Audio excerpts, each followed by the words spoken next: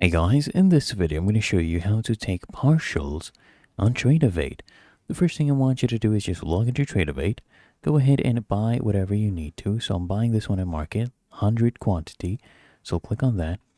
And once you have it in your positions, for example right here I had ordered these and I have it here under my position. As you can see, my net quantity position is 11. I'd initially bought 22 and I sold 11. So I can go ahead and buy more as well if you want. Just go buy there. And now I have 21. Now to take partials, the way you do it here is you in essence need to go ahead and sell a certain quantity.